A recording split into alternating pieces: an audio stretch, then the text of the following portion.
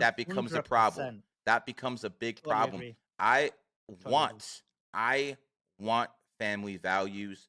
I personally believe if I had my way, I see no issues with Sharia law.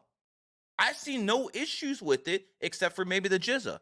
Other than that, I see really no issues. When men are weak to the flesh, I'm not, maybe you're not, but most men are weak to the flesh. I've seen some of the most successful, some of the biggest people in the world from a fighting standpoint, some people who are massive 260-pound bodybuilders, some people who are the most successful people in the world who are men who see a beautiful woman and all of a sudden they get dumb.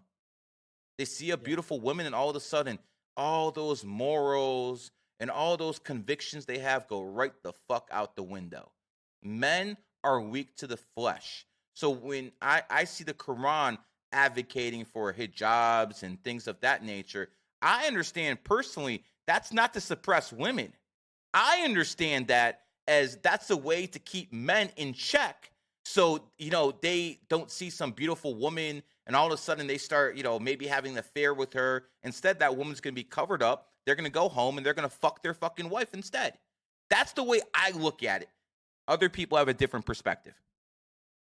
So also, just to add to what you said, in terms of like the hijab, which is basically modesty, that is important not just for men but for women as well. Because look what happens in a society. In a society where women basically lose their moral compass, they start dressing indecently.